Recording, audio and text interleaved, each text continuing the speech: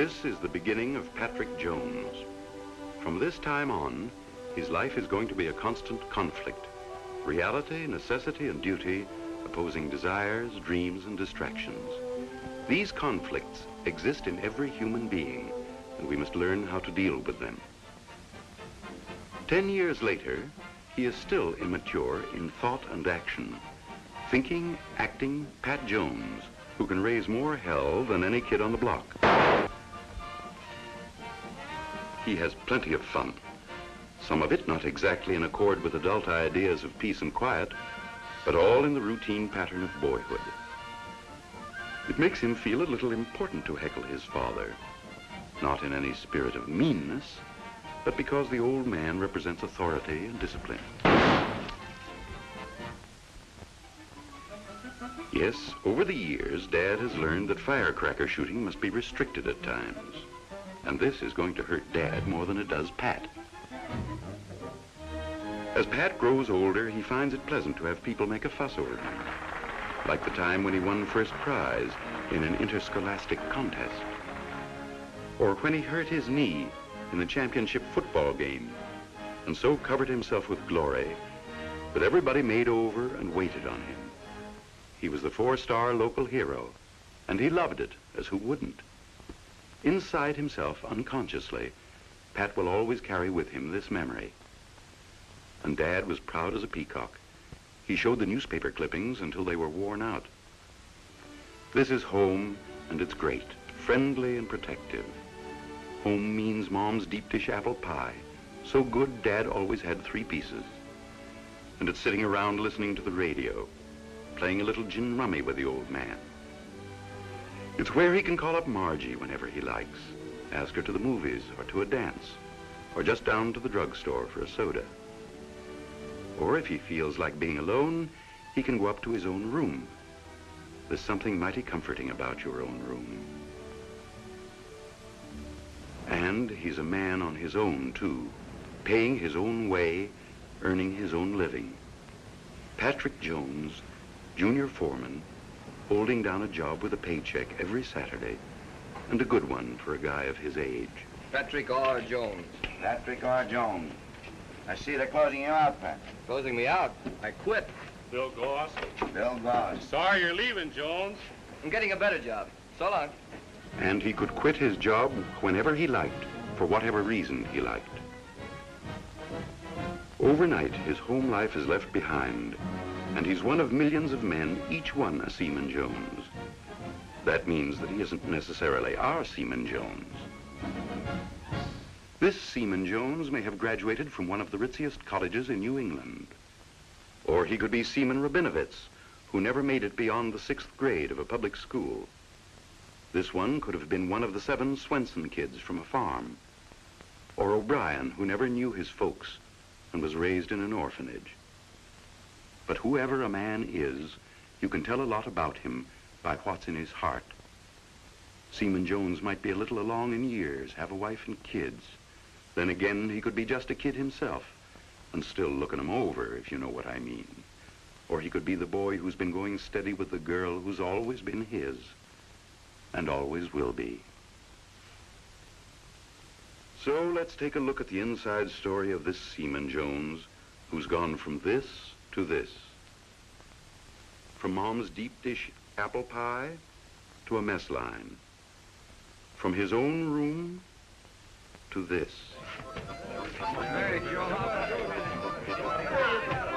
Noise, confusion, no privacy.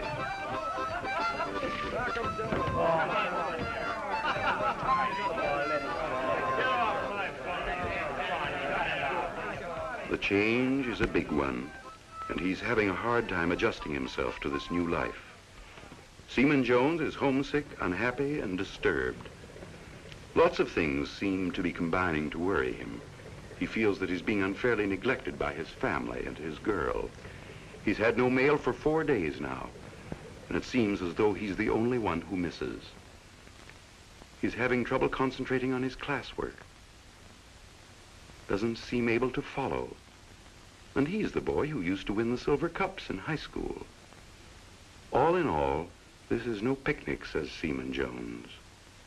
He finds himself panicky and lost in a crowd of countless men where everybody looks alike and is treated alike.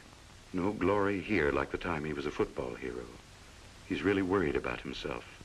So much so that one night...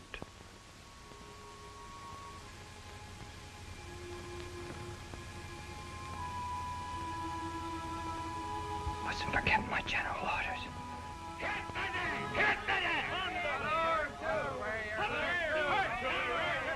How will I pass inspection? Will I get my liberty this weekend? Are we going out tomorrow? What if I get my stripes? Exam coming up tomorrow. Gee, I've got the jitters. Am I going nuts? Exams, drill, inspections, exams, drill. My God! Maybe I'm going nuts. Maybe it'll drive me crazy. Then, on top of all his other problems, Seaman Jones, who'd always been a gay, friendly guy, who got along with other people, found himself unable to enter into the general easy companionship of the men with whom he was living and working. Instead of joining in, he resented the sometimes loud, rowdy fun in the barracks. And nobody seemed to care how he felt. Well, if all that isn't enough to trouble one guy, all of a sudden, the knee he twisted in that grand and glorious football game went back on him. It really hurt plenty. But at least he can have that taken care of. And a mighty good doctor looks it over with the greatest care. But the doctor can't find anything organically wrong with the knee. Now, the most startling thing about this upset is that Seaman Jones isn't gold bricking. His knee really hurts. And it's not imagination either. He feels the pain. That's how he knows it's there. That's important, and it's frightening, too. Because on top of troubles with studies, nightmares, and loneliness, what can be wrong? He'd better do something about it. He does. The most sensible thing he can possibly do. Goes to the mental health department and sees the psychiatrist. For naturally, an emotional upset must be treated differently from an organic illness. Jones tells his story, and the doctor is neither surprised nor alarmed, for this isn't a new story to him, amazing as it is to Jones.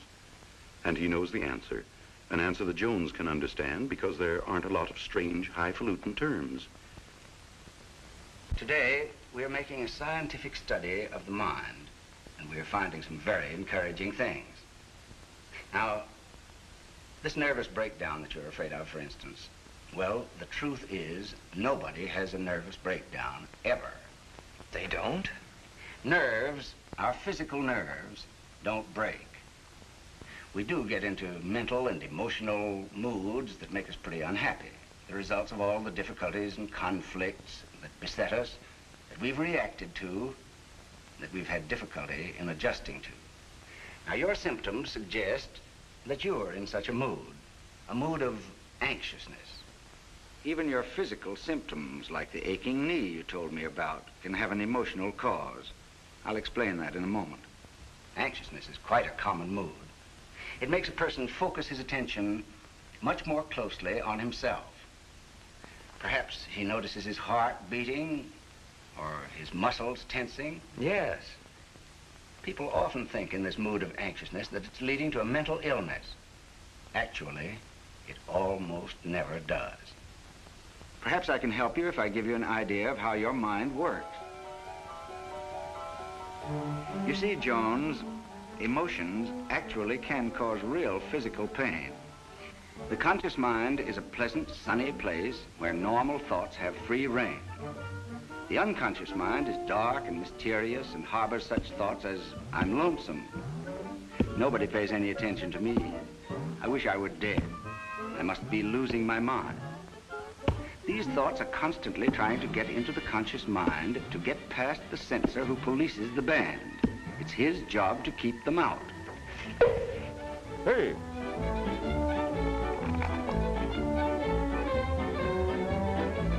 Here's a little thought that keeps popping up. I'm lonesome.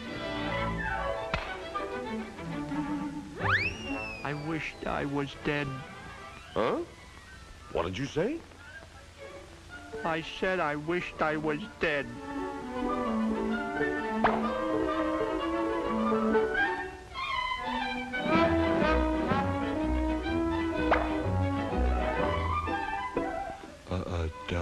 I must be stupid. I just can't see things clearly.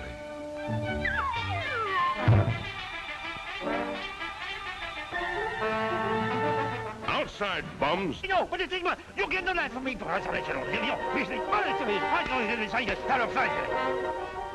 I'm my own worst enemy. I say you're Stop picking on me! Someone's always picking on me! Nobody pays any attention to me. They're blind to real talent. Watch this.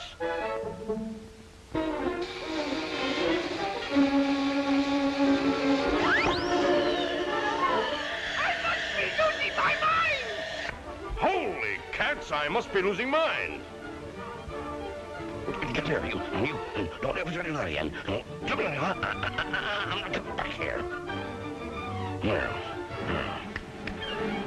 Censored out of the conscious mind, these self-pitying thoughts tumble into the lap of old unconscious mind, the dormant parent of all your emotions, and arouse him with their clamor. They goad him to find another way for them to assert themselves on your conscious mind. So this brute, who never forgets anything that ever happened to you, remembers a certain incident.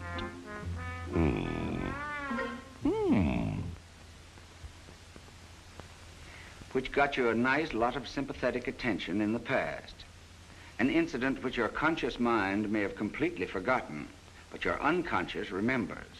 And now he knows just what to do. I've got it, boys. Into the car with you. Come on, fellas, let's go. This is gonna be fun.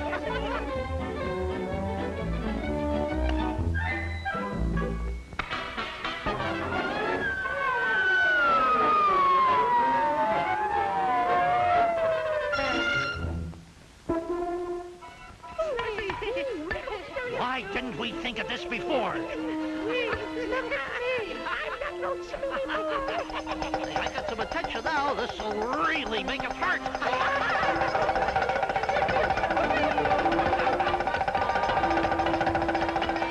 And that's why your knee hurt, even though there's nothing physically wrong with it. Well, I'm sure glad to hear that. A lot of boys feel about the way you do. There was another seaman in here a few days ago named Scott, a big strapping lad who during his civilian days never had anything wrong with him. He won Golden Glove tournaments and was a very pretty fighter indeed.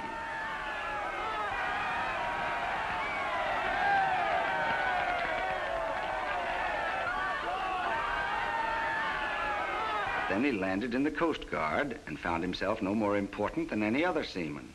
He found himself being ordered around by a petty officer half his size, being told what to do and how to do it.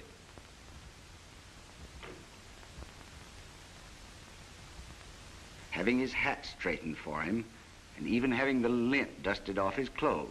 He, a champion, in his own right. And even in the classroom, he found himself thrown for a loss by simple navigation. He just couldn't turn out an adequate notebook.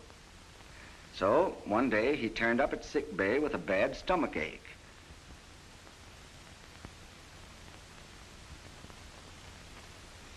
The physical exam, x-ray, and laboratory studies proved there was nothing physically wrong, so he was sent to the psychiatrist.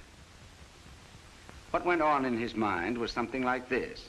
He had a lot of self-pitying thoughts running around in his mind for all his toughness. And of course, he wouldn't let his conscious mind think them.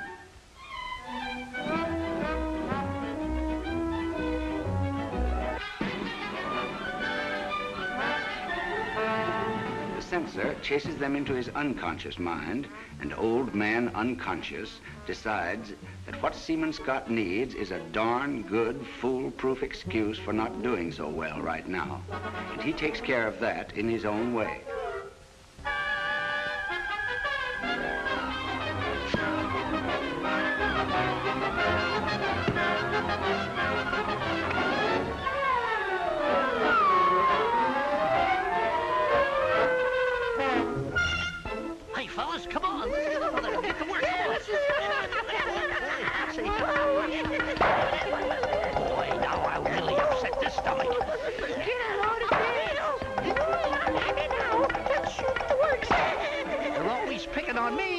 it's my turn to do the picking. Everybody has emotional disturbances, and nobody is really strong enough to control his emotions absolutely. I have some notes here that I'll give you. Look them over. They may clear up some of the things that have been bothering you. Thank you, sir. So Seaman Jones did study the notes and found them even more helpful than he'd hoped. They were interesting, understandable, and they made sense.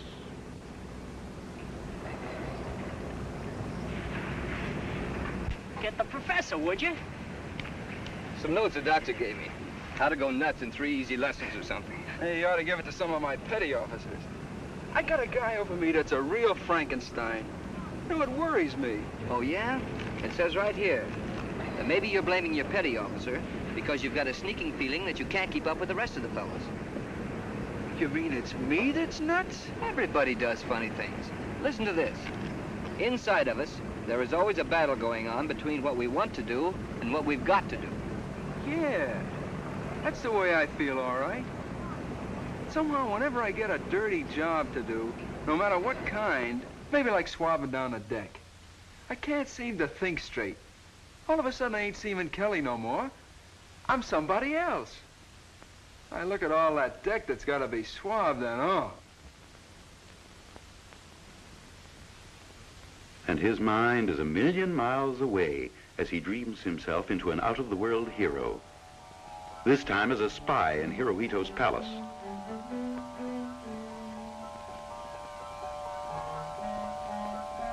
A sort of seagoing Dick Tracy, eh, Kelly?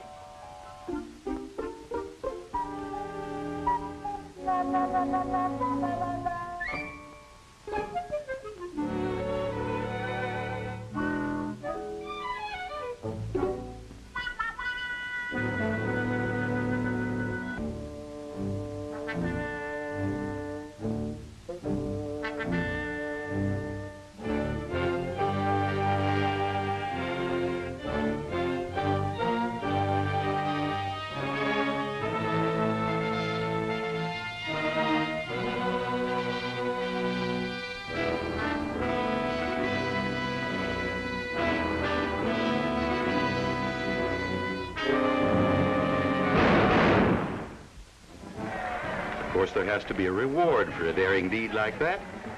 And it's a real double-barreled homecoming for, yep, Admiral Kelly, right down Fifth Avenue. Come on, Kelly! And this is so real, he can hear the crowd yelling his name. Kelly! Kelly! Kelly! Get to work. Yeah, sure.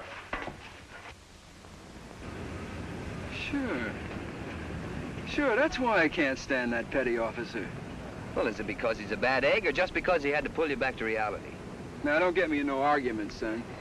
Well, all right, maybe it was. Come on, give out with more of our problems, Mr. Anthony.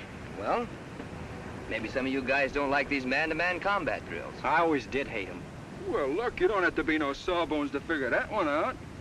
You got an inferiority dingus. Yeah, it's like what they call inferiority complication. It says here, when you have a feeling of inadequacy, when you feel you can't keep up with the competition, you may begin to blame the task you're having trouble with, instead of realizing it is your own weakness that is troubling you. Well, does it tell me how I can get cured? Well, sure. You've got to know something about it.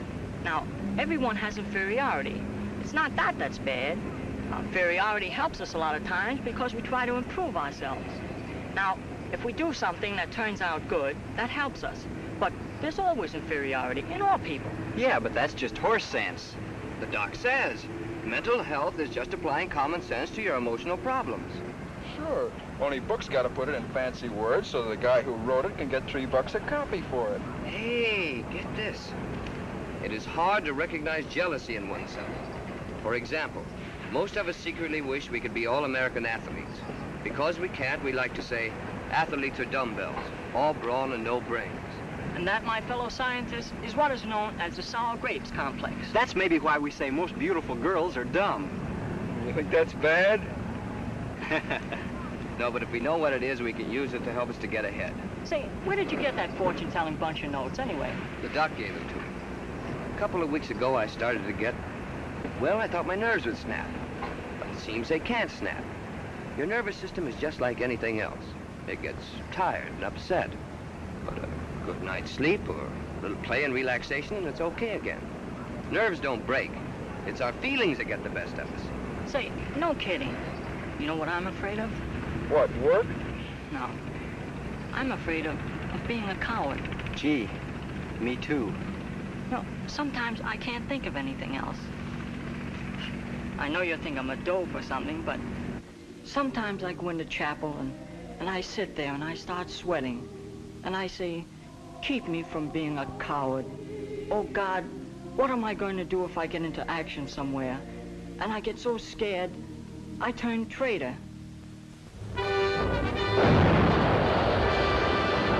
That's a natural, terrible fear. The fear of doing this, running away. A fear we all have. Yet it's a normal fear, for it's deep-rooted in every animal. We call it the instinct of self-preservation.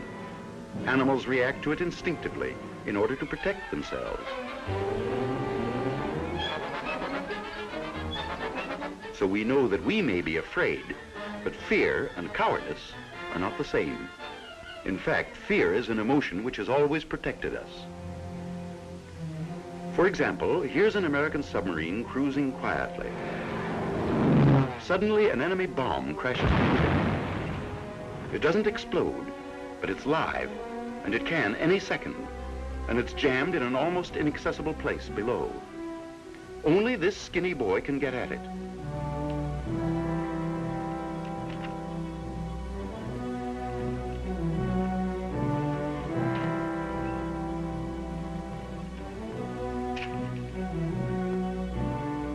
He must remove the detonator, even though he doesn't know how.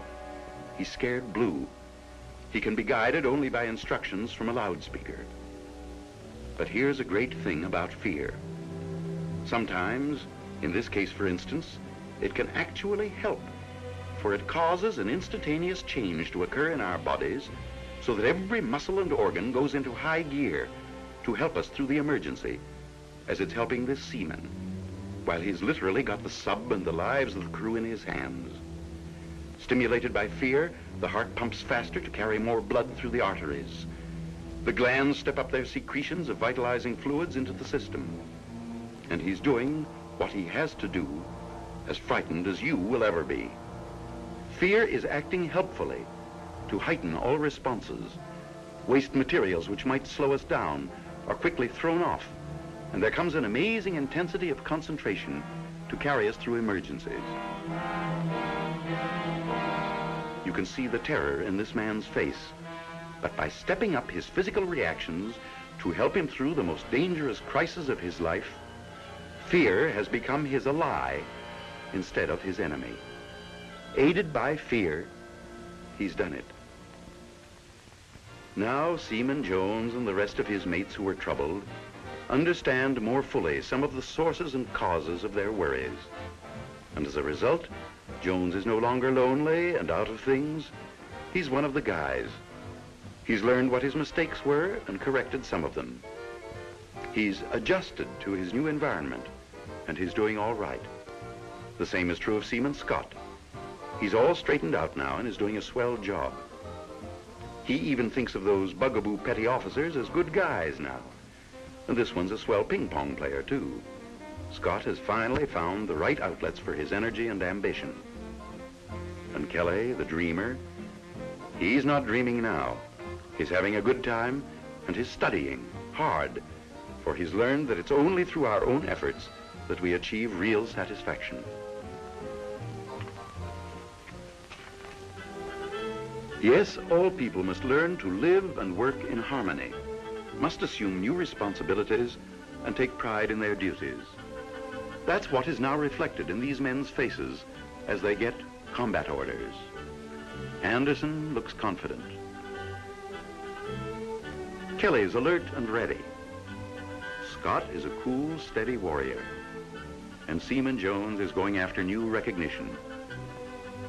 So then, we see how troubles fade as we learn even a little about our minds, and thereby protect ourselves against some of the unconscious trends to which we are subject. Sound mental health is our nation's greatest asset, and this we must maintain. With it, let us have pride. Pride in our corps and in our service. And we must have faith and hope in our cause, our way of life, and for a better world tomorrow.